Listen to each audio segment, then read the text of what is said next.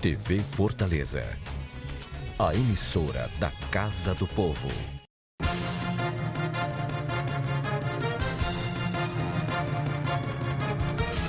Olá, amigo telespectadores, estamos iniciando mais um programa pela ordem da sua TV Fortaleza, canal 61.4, na sua TV Assembleia, canal 61.3.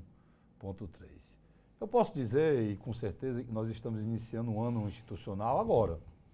Agora estão eleitas as mesas do Senado, as mesas de todos os legislativos do país, ou seja, do Senado, da Câmara Federal, das Assembleias, das câmaras municipais.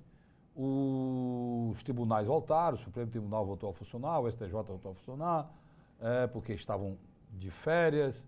O presidente Bolsonaro, que aproveitou esse período também, se operou e irá retornar na próxima semana. Então, a próxima semana é que o Brasil inicia realmente o seu ano de 2019. Não acho estranho não, mas é verdade, é isso mesmo, né? E a gente já inicia com muita coisa, né? Muita coisa. E nessa semana passada aconteceram coisas que mexeram com a vida do brasileiro, né? 3 coisas fundamentais a gente não pode deixar de analisar aqui hoje, nesse programa de hoje. O primeiro é a eleição do Senado, que é a coisa mais imoral, mais ridícula, mais triste que eu já vi no parlamento até hoje, nos anos, né, já que eu acompanho a vida dos parlamentos estaduais, municipais, federais, dentro do meu trabalho que eu faço na imprensa. A constatação também de que em Brumadinho aconteceu um crime, não foi um desastre, né? E a prisão do Lula, que foi estabelecida agora, mais 12 anos e 11 meses de prisão para o presidente Lula. Ele já tinha sido sentenciado a 12 anos, agora foi mais 12 anos e 11 meses. Não sei por que não foi 13, né? Porque 12 anos e 11 meses podia ser 13 anos, né? Não consegui entender. Não sei se por trás disso tem piada da juíza, não.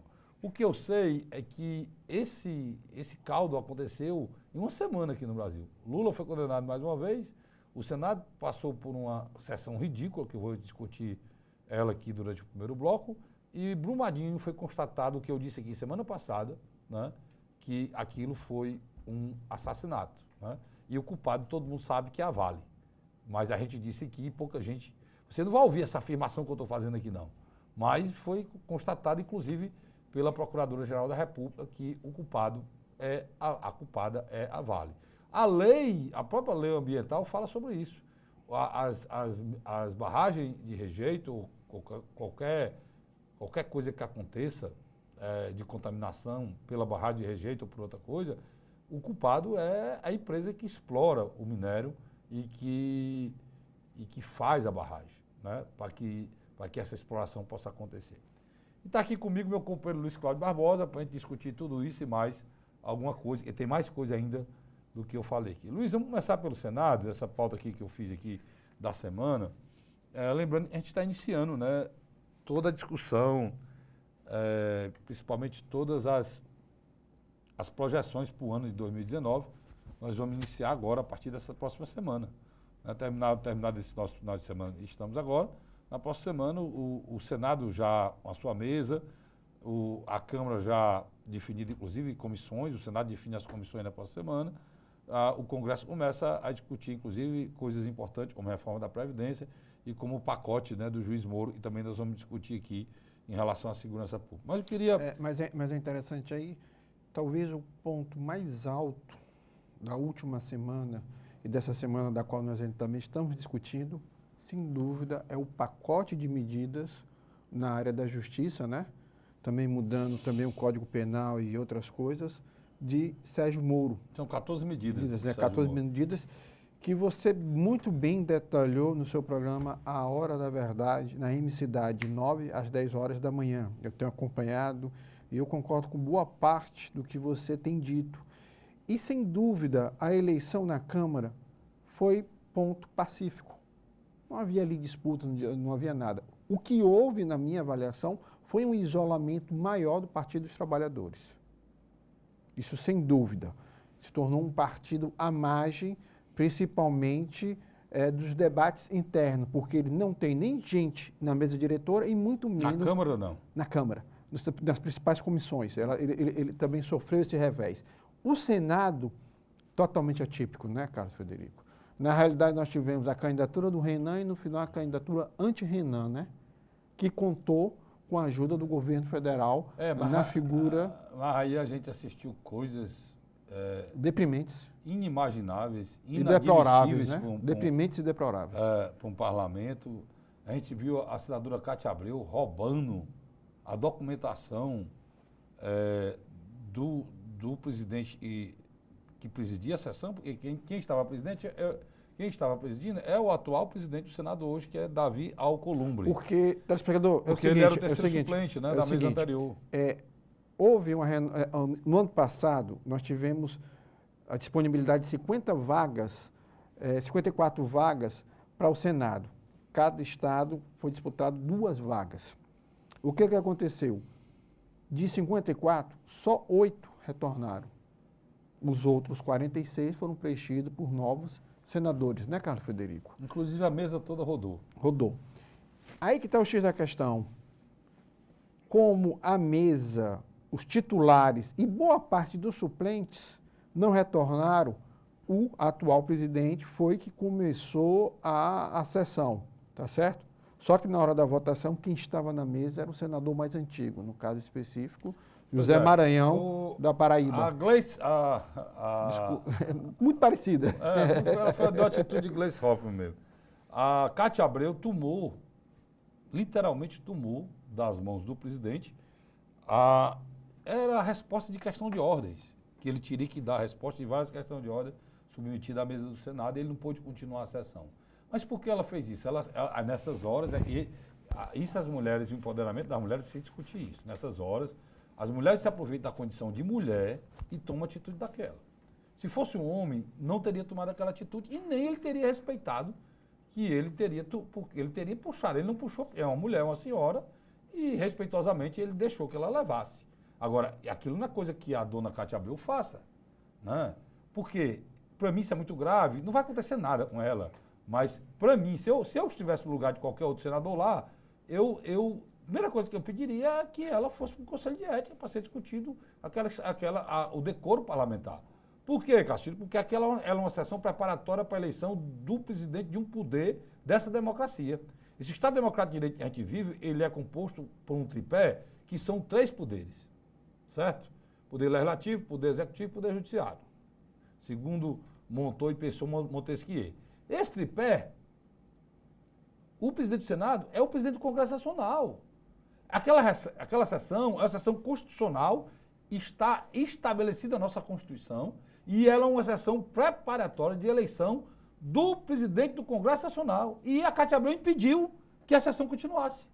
Para mim, não tem motivo maior que o cidadão possa fazer impedir que se haja uma sessão. Quando isso acontece, Luiz, nas democracias, geralmente as pessoas são presas. No caso, como ela não é senadora, ela não pode ser presa, mas ela pode e deveria ir para o Conselho de Ética. E eu acho que deveria, no meu entender, ela tomou uma atitude que ela não poderia tomar. Se virar moda isso aí, o que é que acontece? Se não acontecer nada, isso vai... Toda a vida que o time está perdendo, quando eu jogava bola, quando eu era menino, o dono da bola pegava a bola para debaixo e ia embora. Foi o que a Cátia Abreu fez. Acabou o jogo. Então, todo mundo que estiver achando ruim lá no plenário do Senado, Luiz, agora vai tomar a papelada do presidente? É assim que funciona? Sem dúvida. Eu acho que o que você está falando requer um princípio republicano, coisa que eu acho passa longe da senadora Cátia Abreu, passa longe do Renan Calheiros. A figura do Zé Maranhão também, um senhor de idade, também pagou um papelão daquele. Até lamentar, né, Luiz, que o Ciro, infelizmente, tenha recebido a indicação daquela mulher para serviço dele. Né? Ele não tinha outra alternativa. Ele não teve que aceitar. Alternativa. Hoje, mais do que nunca, o que está acontecendo? Nós temos uma sociedade que aprendeu que através de um celular, de um tablet, pode-se sim fazer um movimento forte de pressão. Eu não estou querendo dizer que ali foi responsável, primordial, pela eleição do atual presidente, mas ela contribuiu. Ela pressionou. Além daquilo, veio depois a decisão de elas tumultuaram tanto a sessão, ela, Renan Calheiros e Eduardo Braga, né? 3 do PMDB, ela era do PMDB, não é mais, né, Luiz? Mas 2 do PMDB. Mas na essência continua mesmo. Continua mesmo, né? Eles perturbaram tanto a sessão que foi tomada a decisão, inclusive com aconselhamento do senador Cid Gomes, né? E suspender essa sessão, e foi quando ele ouviu, o Davi Alcolumbre ouviu, suspendeu a sessão e marcou para outro dia, às 11 horas da manhã. E aí aconteceu o inusitado de novo. O Supremo Tribunal Federal, o presidente do Supremo Tribunal Federal, o senhor Dias Toffoli, numa decisão monocrática, ou seja, dele, somente dele, durante a madrugada, acho que ele não dorme, né? Acho que ele é vampiro, passa a noite acordado, ele simplesmente desmoralizou 50 senadores e disse que a eleição tinha que ser aberta. Que um dia antes tinham decidido pelo voto aberto. E o pior, Márcio, e ele baseou o parecer dele, dizendo que o presidente era candidato a presidente porque ele tinha dado uma entrevista na Globo News, quem estava presidindo a sessão, citou a Globo News, e para completar, ele disse quem era o senador que teria que assumir a presidência do Senado. Isso é uma interferência horrível, mas como o Senado Federal e os legislativos estão desmoralizados, e é preciso reagir a isso, é preciso que os legislativos reajam. Eles não deixem de ser uma espécie de um apêndice do governo federal e um vassalo do Poder Judiciário, Luiz. Sem dúvida. E isso, para mim, foi terrível. Para completar, no outro dia, depois da decisão, e de um homem sozinho se mostrar que é mais poderoso que o Senado, o ministro do Supremo Tribunal Federal, o senhor Dias Toffoli, para fechar um chave de ouro, toda essa tristeza, toda essa imoralidade dessa eleição do Senado, durante a eleição aparece um voto a mais do que o número de senadores do país. Aí, meu irmão, aí não dá. Né? Carlos Frederico, quando Jair Messias Bolsonaro ganhou o segundo turno, se dizia ele terá muita dificuldade de fazer a maioria no Congresso e no Senado. E com perigo de nem fazer o presidente da Câmara e nem o presidente do Senado. Decorrido mais de um mês, o que nós estamos assistindo? Ele fez tranquilamente o presidente da Câmara, teve dificuldades no Senado, mas também o fez. Isso demonstrando mais do que nunca, poder, né? Quem tem a caneta na mão... Não teve só dificuldade, não. Ele ganhou, não foi para o segundo turno, por questão de o quê? 2 votos. Era 41, né? 46% ele teve. Não, era 41 votos para que aquela eleição não fosse para o segundo turno. Desculpa, tá falando Senado. E ele teve 42, o Davi Alcolumbre. Então, o que o Luiz está falando, e é correto, e quem disser diferente está mentindo, o Davi Alcolumbre só é presidente do Senado Federal por conta da força da Casa Civil do governo Bolsonaro. Você leia isso aí, Onis Lorenzoni. Né? Você leia Onis Lorenzoni foi o responsável pela eleição do Davi Alcolumbre, tá certo? Ele, que é lá do Amapá, é descendente de judeu, por isso esse nome estrambólico que estou falando aqui, mas só tem nome fácil aqui no Nordeste. Do Nordeste para cima, tudo é complicado. É Bolsonaro, é Alcolumbre, é Lorenzoni, é Onyx, parece nome de produto de limpeza. Né? Então, deixa eu só pontuar a história do Senado, é importante a gente falar, lamentar profundamente, mas profundamente mesmo, que uma casa legislativa tão importante, né, porque o Senado ele representa os estados da federação. Não existe federação e democracia e nem uma república federativa se não tiver um Senado. Né? O Senado representa os estados. Cada estado tem 3 senadores e isso faz com que se iguale. A Câmara representa a população, representa todos nós. Por isso que cada estado tem um número de deputados diferente. Lá em São Paulo tem mais de 60, aqui a gente tem 22. Então, se não existisse o Senado, ia tudo para São Paulo, a gente estava lascado aqui. O Senado aqui iguala, torna todos iguais e se parte para o princípio federativo, de federação, de igualdade, republicano. E o Senado é importantíssimo por isso. E ele não pode ser tratado daquela maneira como ele foi tratado. A gente espera que mude, né? O Luiz tocou num ponto aqui que as redes sociais hoje estão fiscalizando diretamente o Senado, né, Luiz? Inclusive aquela eleição, ela foi muito forte, as redes sociais. O senador Cid Gomes deu um depoimento ontem na Globo News que ele não conseguia fazer um telefonema. Em 1 minuto entrava 50 grupos. Entrava 50 grupos no celular dele e ele não tinha... Isso é importante. Ele não tinha como nem dar um telefonema, porque pegaram os telefones dos senadores e foi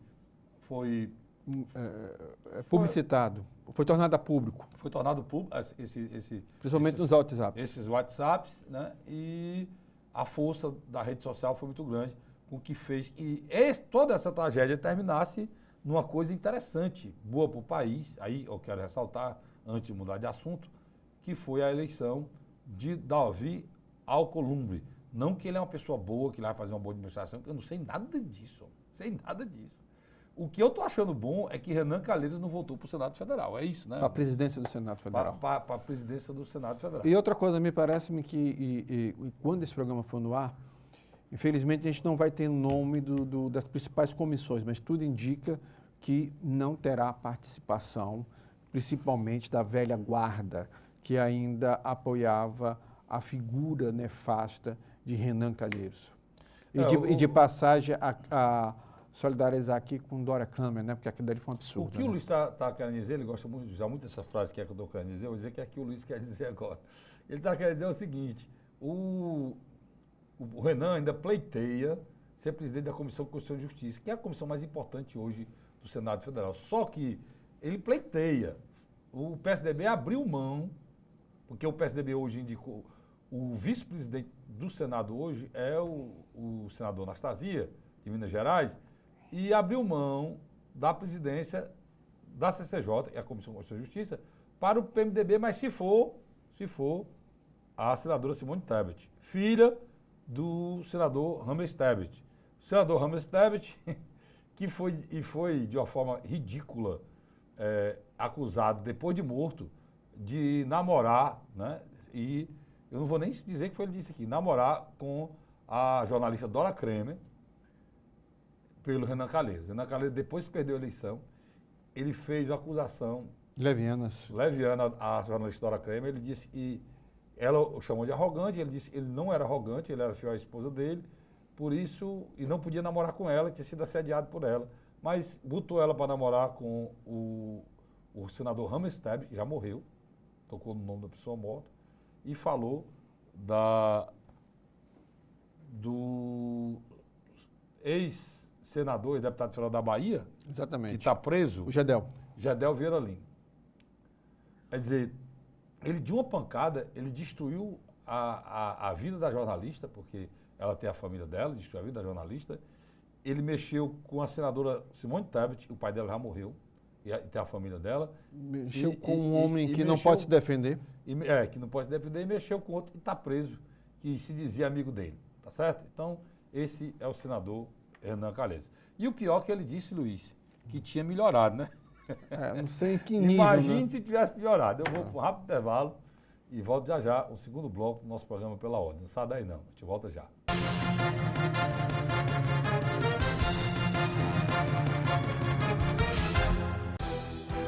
Avançar no social para um futuro mais certo e seguro em Fortaleza.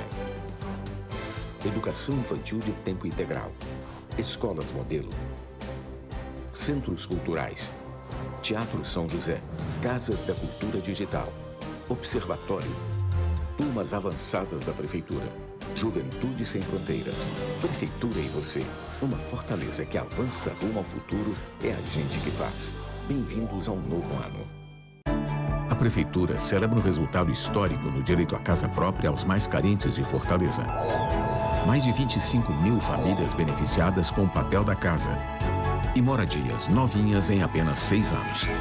Agradeço a Deus, em primeiro lugar, segundo a Prefeitura, por ter realizado o sonho da minha casa própria. Parceria da Prefeitura com o Governo do Estado. Prefeitura e você, uma Fortaleza melhor é a gente que faz.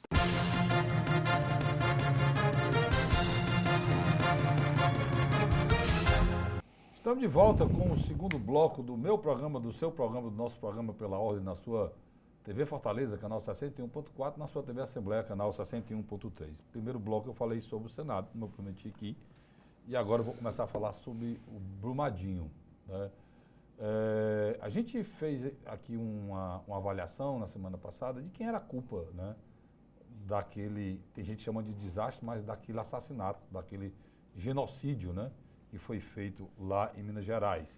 Porque aquilo é uma reincidência de uma irresponsabilidade, que foi Mariana, só que essa reincidência agora multiplicou em muito a irresponsabilidade. Mariana foi um desastre ecológico terrível, foi o maior desastre ecológico da história da humanidade, para você ter ideia. Foi toda uma bacia que foi afetada. E Brumadinho é o segundo maior desastre com perdas de vida humana do mundo, da história. Brumadinho só perde para um local, me esqueci o nome do país, lá foram 500 mortos, né? Perdemos por pouco, foi aqui 336. Supera um dos maiores desastres da Europa, que foi na Itália, foi 250 mortos também. Esses 3 desastres acontecido por fissura, arrombamento de barragens. Dito isso, o que volta e não deveria sair nunca da pauta, a discussão de Brumadinho, porque já vão querer esquecer, mas se depender da gente, isso não será esquecido. Infelizmente, a gente não tem um programa nacional, se tivesse, né? Porque agora vão querer esquecer. Porque depois do depoimento e dos e-mails que foram elucidados e mostrados para o Brasil todo, a Vale tinha conhecimento que a barragem estava perto de ruir. Inclusive, num dos e-mails, um engenheiro dizendo para o outro que se ele tivesse um irmão ou um filho, esse irmão ou filho não estaria lá, trabalhando lá, porque a chance de morrer seria grande. Então, foi pura irresponsabilidade e ganância por dinheiro que levou à morte de todas aquelas pessoas em Brumadinho. O pior, meu companheiro Luiz Cláudio Barbosa, é que tinha 5 pessoas presas. Hoje não tem mais nenhuma. E com tudo isso que foi dito, nenhum membro da diretoria da Vale foi nem numa delegacia. Ou melhor, não tem nenhuma imputação de nada contra essas pessoas. É demais, cara. É interessante, mas mais perverso tudo isso, além do serviço de segurança lá ser péssimo, eles sabiam que das 3 sirenes, só uma estava funcionando. Quer dizer, isso em qualquer país sério, né, Carlos Frederico? Esses indivíduos estariam literalmente presos. Quer dizer, isso demonstra mais do que nunca a necessidade dessa nossa reforma penal. Porque eu vou lhe dizer uma coisa, literalmente, só quem vai para a cadeia é pobre no Brasil. Para você ter o paralelo, e ele está fazendo aqui, só para você saber, é o seguinte, você sabe qual é o salário do presidente da Vale? Não se assombre não, né? 5 milhões mensais. O presidente da Vale, ele ganha 70 milhões por ano, né? E por ganhar tanto, deveria ter alguma responsabilidade. Primeiro, eu falei aqui, e graças a Deus o que eu tenho falado, é uma marca do programa Pela Ordem e do nosso trabalho aqui. Eu estou aqui há 8 anos no programa Pela Ordem. 9 anos já. 9 anos, aliás, no ar. E graças a Deus eu não tenho um processo, eu não tenho nada que foi dito que a gente teve que se retratar, porque a gente só fala aqui o que pode e deve falar em relação ao que é verdade. E a questão da Vale começa logo por uma coisa muito séria. Ninguém fica atrás de barragem, em mina nenhuma. E a Vale comprou aquela mina, comprou aquela mina e tanto o escritório, quando eu falo escritório, a parte administrativa daquela empresa, quanto o refeitório, ficava abaixo da barragem. Isso é proibido. Isso não poderia estar. E a Vale tem mais de 15 anos que comprou essa empresa. E você falou uma coisa muito interessante. E eu falei isso aqui. Não, você falou uma coisa mais interessante. Quando a Vale pertencia totalmente à União, nunca houve um acidente desse. Pois é, eu perguntava, me mostra um Brumadinho, me mostra uma Mariana quando a Vale era da União. Por que aí? Por que, Cacique? Tu é estatizante, tu está defendendo estatal, para ser estatal. Eu estou apenas dizendo que quando a empresa é estatal, ela gasta mais. Ela se preocupa mais com a segurança. Quando a empresa é privada, o lucro está acima de tudo. E aqui, o claro que fica claro, é que o lucro para a Vale está acima das vidas. Uma postagem que eu fiz no YouTube, no meu blog, e foi inspiração minha. Para a Vale, a vida não vale nada. E é um fato, cara. Né, Luiz? Mas o que estranha a gente é que agora existe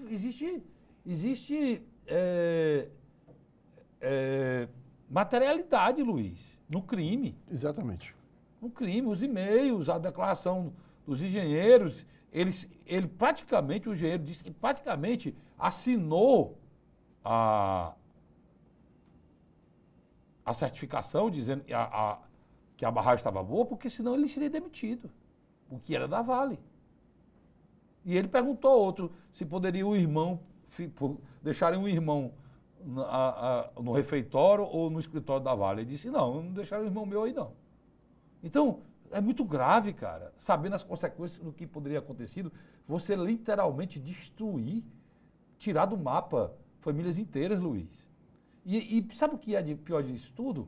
É que estão aceitando, passou a tragédia, todo mundo chorou, houve um 7º dia, uns pôde ser enterrado, a grande maioria não vai poder ser enterrado. Ou já está enterrado, né? Ou já está enterrado, Luiz, muito bem. Já está enterrado pelo rejeito, por esse vulcão brasileiro. No Brasil, o Brasil é um país abençoado, não tem vulcão, não tem maremoto, tem terremoto, não tem tsunami. Mas a ganância do empresariado brasileiro fabricou esse vulcão, cara. E outro detalhe. Esse vulcão de lava fria. Fria na essência da palavra, que destruiu famílias inteiras e parece que não vai levar consequência nenhuma para quem inventou o vulcão. Os rios e os riachos ao redor literalmente morreram. Luiz, eles estão fazendo uma avaliação. Quem pensou que esse desastre é menor do que o outro, está enganado. Porque disseram que é menor porque a lava não... A lava, eu chamo o vulcão brasileiro, né?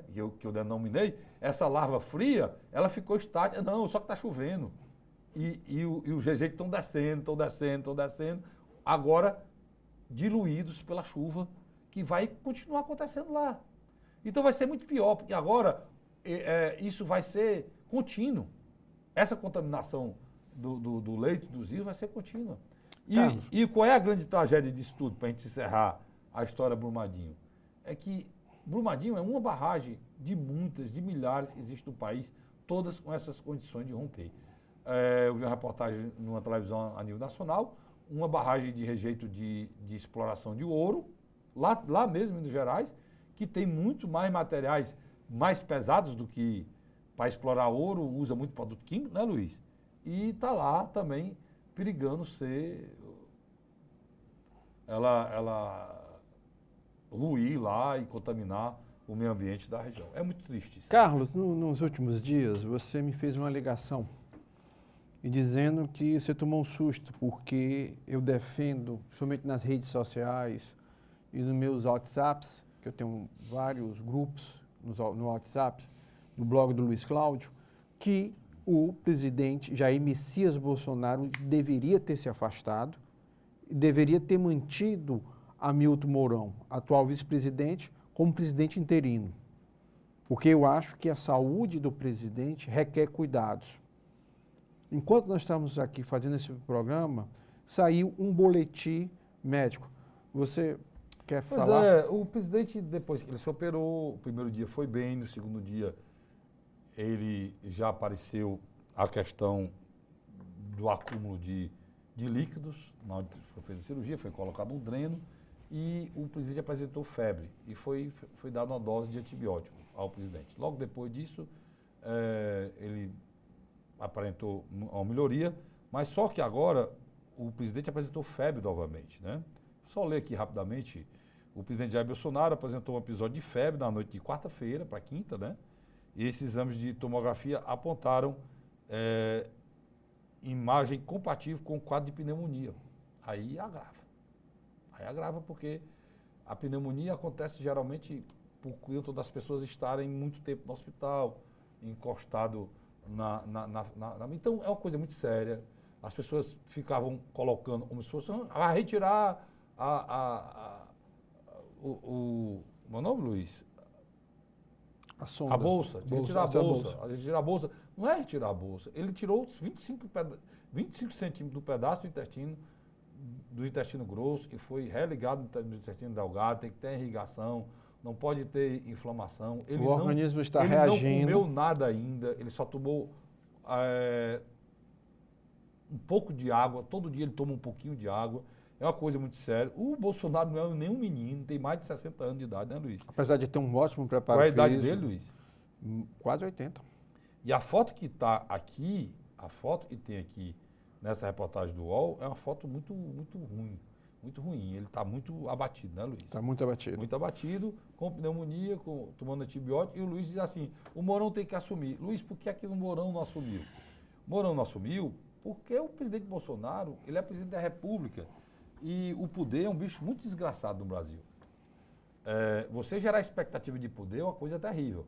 Se o homem está doente, está se recuperando e o vice está na presidência, você gera expectativa de poder ao redor de pessoas e você não sabe quem são. Estou falando do Mourão, não. Estou falando de pessoas que rodeiam o Mourão. Então, é melhor que fique assim mesmo.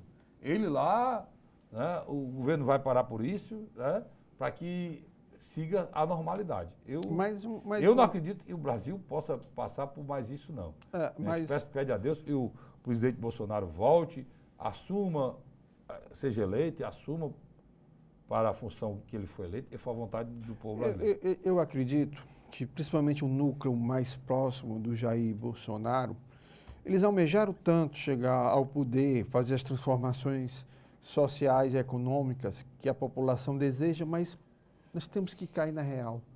Hoje, na situação de saúde que está o presidente, literalmente é como o Mourão está presidente, mas sem ser interino. Isso é um erro, é um equívoco. Eu acho que o presidente hoje não tem condições física e mental, se houver uma crise profunda na nação, para tentar resolver. Ele passa boa parte sedado. E isso é um processo muito cruel, quem faz esse tipo de operação. Então, na minha avaliação, bem objetivo, eu acho que, pela sensatez, o presidente interino Hamilton Mourão já deveria estar no comando. É uma visão do Luiz que é correta, porque institucionalmente o presidente está para assumir o lugar do presidente no seu impedimento. E nesse momento o Bolsonaro não tem condições de governar o Brasil, porque toda a projeção foi destruída. Ele foi montado até um escritório lá, que provavelmente ele não usou ainda e nem irá usar. O pior de tudo é que quinta-feira saiu a notícia, nesse mesmo dia que saiu a notícia que ele está com pneumonia, saiu a notícia que ele iria para casa segunda, né? Essa decisão não irá mais para casa segunda-feira, né? O grande problema dos hospitais é a questão da infecção, né? Seja em qualquer hospital. É de rezar, pedir a Deus para que a vontade popular do povo brasileiro em eleger Bolsonaro se concretize com a sua recuperação, a volta à presidência, e que ele possa fazer o que a maioria do povo brasileiro queria que ele fizesse. Agora, Carlos Frederico, o nosso conterrâneo Ciro Gomes parece que soltou a língua, né? Não, o Ciro estava quinta-feira numa reunião da UNE. União Nacional dos Estudantes. E os estudantes ligados ao Lula vaiaram o Ciro. E ele disse, eu estou solto, o Lula está preso, babaca. Repetiu a mesma frase do Cid Gomes, só que com outra situação. Por que ele já falou isso? Porque, inclusive, ele disse que lamentava muito ter jovens, né? Jovens defendendo num bar A liberdade do Lula. A liberdade de corrupto, né? O Lula está preso por corrupção, o Lula não está preso por outra coisa não, pessoal. Vamos acabar com isso. Você quer transformar a pessoa presa por corrupção em preso político. Isso não existe, cara. O Lula está preso por corrupção. E não vamos querer qualificar tipo de corrupção, não. Ele está preso por corrupção e acabou. E foi condenado agora de novo a 12 anos e 11 meses por corrupção.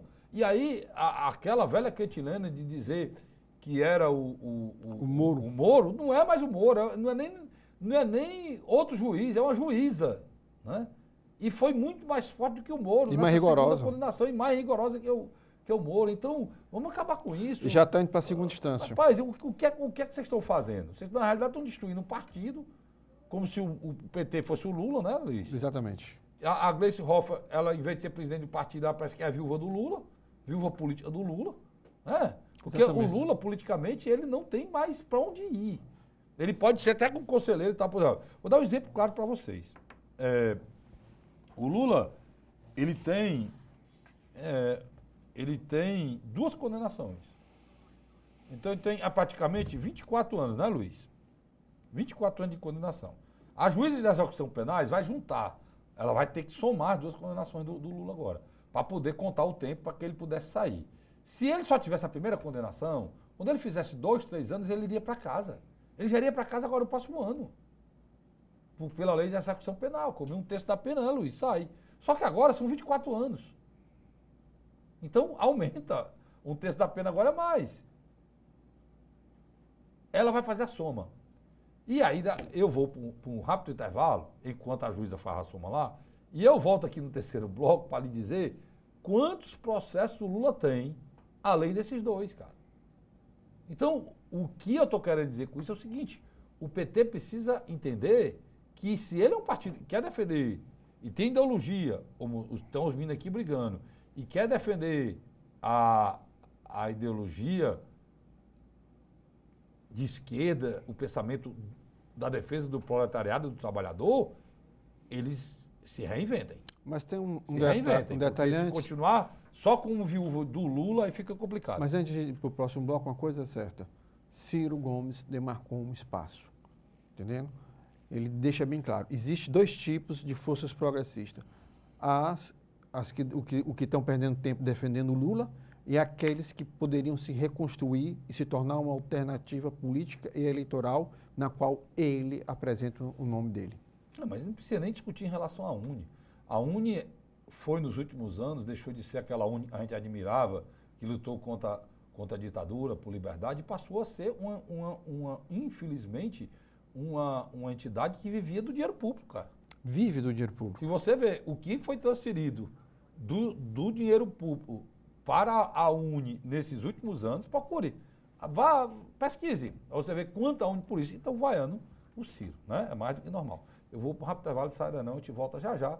Eu vou dizer quantos processos ainda o presidente Lula ainda tem que responder. Sai daí não, volto já.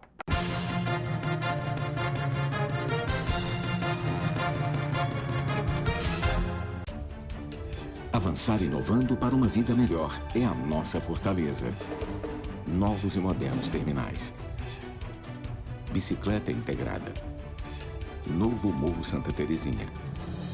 Praças da Prefeitura. Células de proteção social. Túnel da Via Expressa.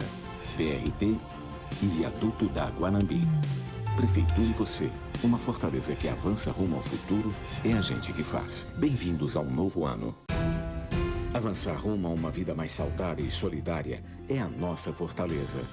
Novas UPAs, monitores dos postos de saúde, núcleos de apoio à saúde da família, salas de aleitamento materno, núcleo de desenvolvimento infantil, central de medicamentos, novo centro materno infantil, novos leitos nos Frotinhas e primeiros leitos do IJF2. Prefeitura e você, uma fortaleza que avança rumo ao futuro é a gente que faz. Bem-vindos a um novo ano.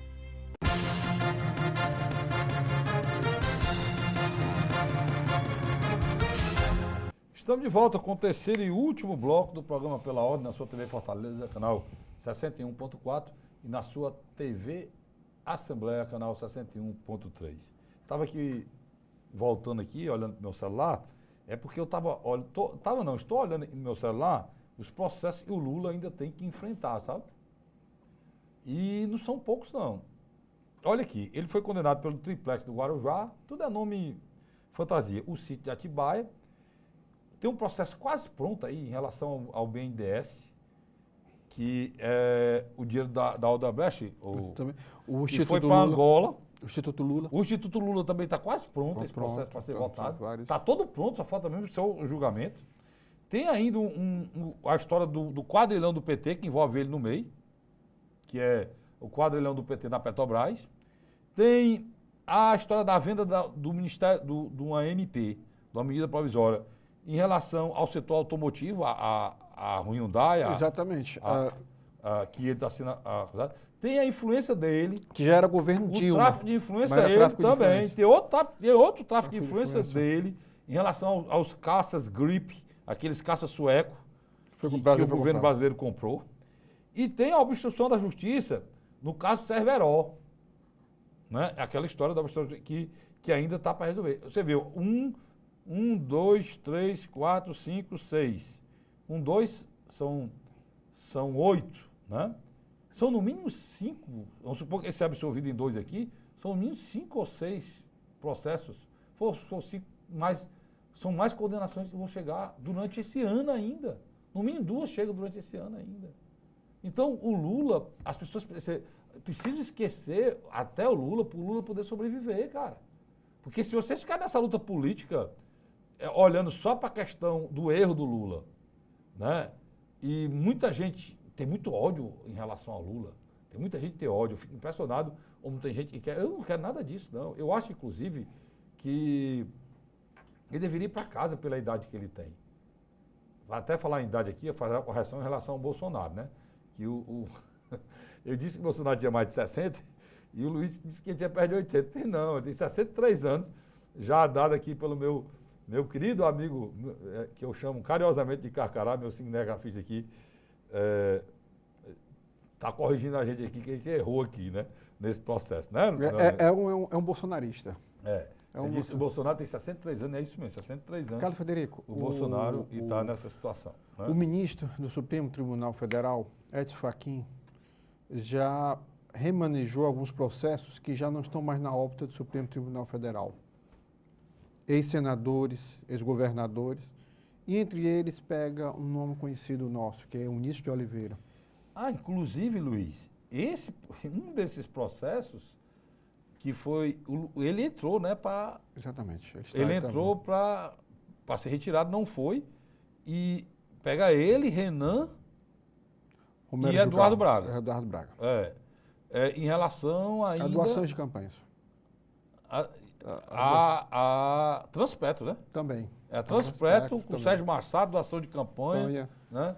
É aonde a Lava Jato vai focar agora, nesse processo. Porque com a perca do fórum privilegiado, o empresário Eunício de Oliveira vai começar a sofrer revés na área jurídica. Tanto que essa semana mesmo já foi ventilado por setores da imprensa de que ele poderia assumir uma secretaria especial como representante do Estado do Ceará lá em Brasília.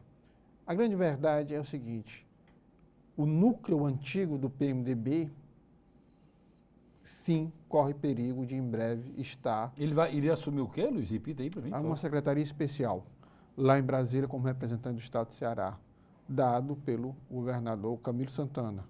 Mas eu estou só querendo afirmar que pelo andar da carruagem, esses processos que estão vindo à tona, porque, como é que eu quero explicar aqui? Figuras como Michel Temer,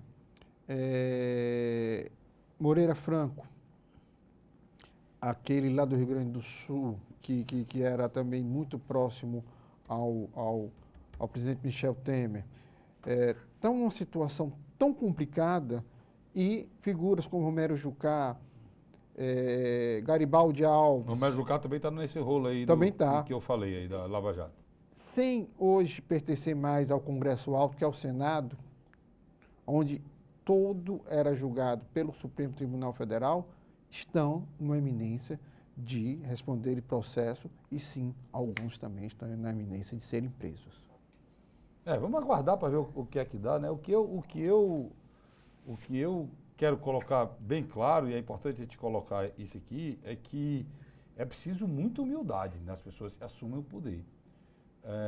Tem uma frase, até foi feita até pelo Ciro Gomes, eu guardei essa frase, eu vou até replicar aqui para vocês. O poder é efêmero e passageiro, principalmente para quem exerce com arrogância e prepotência. Você está vendo aí figuras como Michel Temer, Eliseu Padilha. Eu esqueci o nome agora. Arrogante, prepotente, Michel Temer, mesmo jeito. Moreira Franco. Moreira Franco, a mesma coisa. Tá aí o Eunício Oliveira. Romero Jucá. Prepotente, arrogante. Né? Agora, de uma hora para outra, eles são todos são pessoas, é um todo poderoso que vira água, não vira nada. Né? E acabou, porque o poder passa, e passa rápido para quem, com a frase do Ciro Gomes aqui, que eu disse aqui, para quem exerce ele com prepotência e com arrogância, passa mais rápido ainda. Porque quando esse poder passa, Luiz, aí vem um revés. Total. É um revés. É o que está passando o presidente Lula. É o que está passando o presidente Lula. Né? O presidente Lula, que era um homem que comia um sanduíchezinho, como a gente é acostumado a comer na nossa casa, de uma hora para outra virou o presidente, não comia mais um sanduíche, reclamava de tudo, ele só queria coisas que na vida dele não foi feito. Não é porque eu viro milionário que eu vou esquecer a minha origem, quem eu sou, ou como eu sou, vou mudar a minha maneira de ser. Né? Então é importante a gente lembrar isso, porque isso acontece com todo mundo. Um presidente de Câmara Municipal, um presidente de Assembleia, um presidente do Senado, quem vira prefeito, quem vira governador. E o mundo dá volta. Muitas voltas. O mundo dá muitas voltas. E humildade é uma coisa muito boa, sabe por quê? Quando você é humilde, tem uma coisa muito interessante. É bom a gente discutir isso aqui, porque a população brasileira hoje, Luiz, sociologicamente falando, você é nosso sociólogo aqui, ela quer as figuras mais humildes. O exemplo do Bolsonaro aí, cara. O Bolsonaro, um dos motivos que o Bolsonaro ser eleito é a maneira humilde dele ser. Dele ir lá para uma reunião em Davos. É em Davos ou Davos, Luiz? Pode ser usado os dois termos. Pode, né? Então pronto. Então, a reunião lá em Davos, usei Davos, e foi lá pegar um bandejão e foi se alimentar no bandejão. Uma parte da imprensa achou horrível, né? Não, o Lauro Jardim, um comentarista... De etiqueta, né? Imbecil da Rede Globo Televisão. De etiqueta agora, né? Disse que esse... agora é de etiqueta. Disse que esse foi o jantar mais caro do mundo, ele, por vez de estar reunido com pessoas importantes. Quer dizer, se ele tivesse... Aí o Bolsonaro pegou uma suíte lá de $1.200. A da Dilma, a última que a gente esteve lá, foi $18.000. Né? Quer dizer, mais de 10 vezes o valor da do Bolsonaro. O que é isso? Isso vai melhorar a vida da gente? Isso é simbólico, cara. Simbólico. Por quê? Porque nós temos 14 milhões de desempregados. Não tá para estar brincando com dinheiro público, não. Tá certo? Então, são coisas simbólicas que é importante a população. Por exemplo, o presidente Bolsonaro tem mania de parar o carro, desce, fala com as pessoas.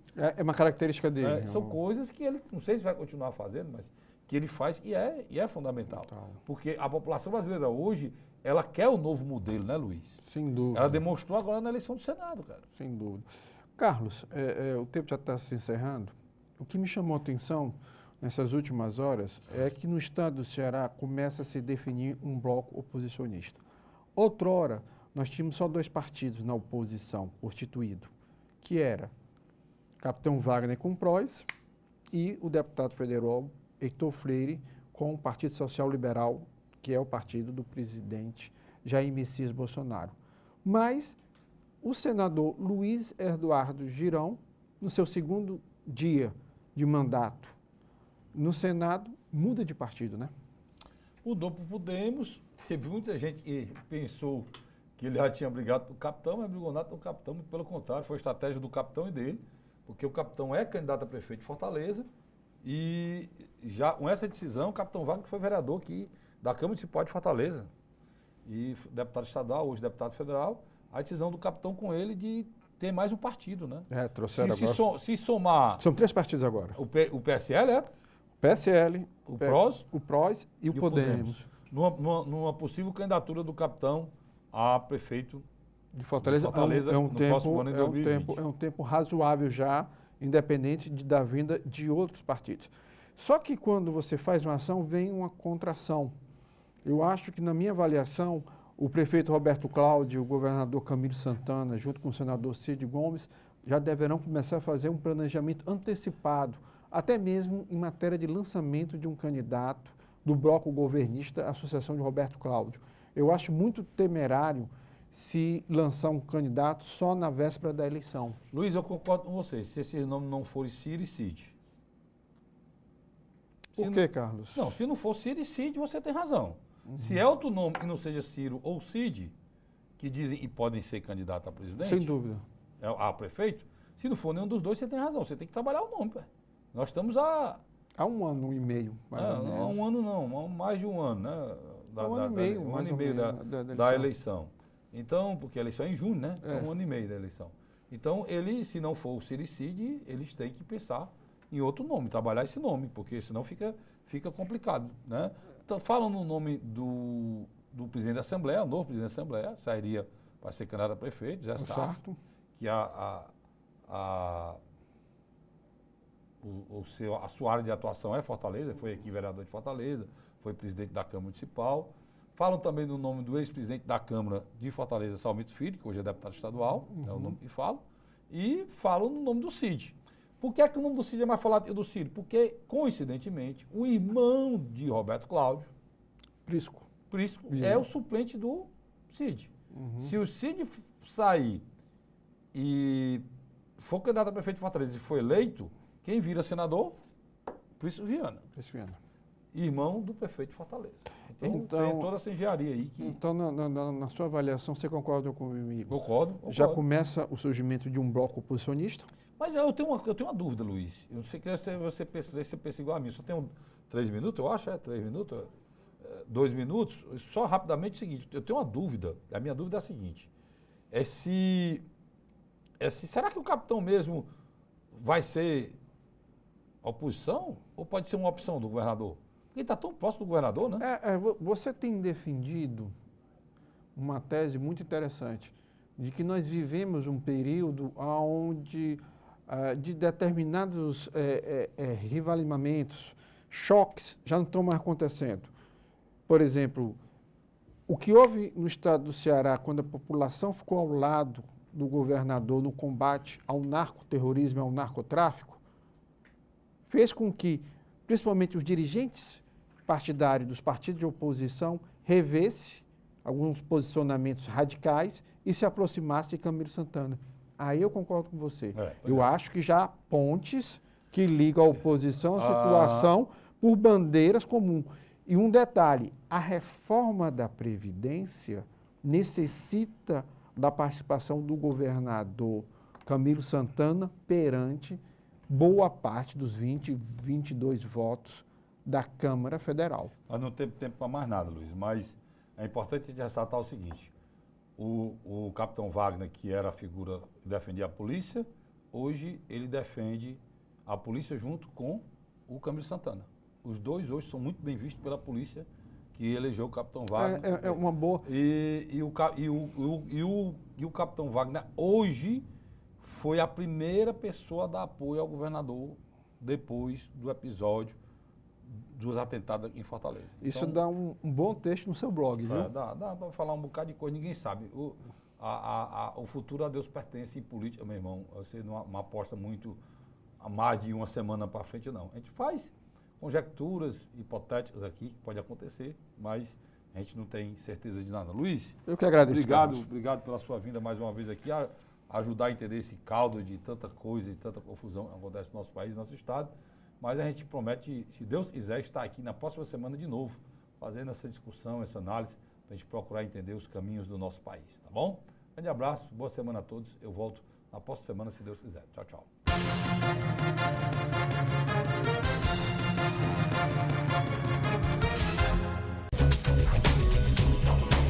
TV Fortaleza, a emissora da Casa do Povo.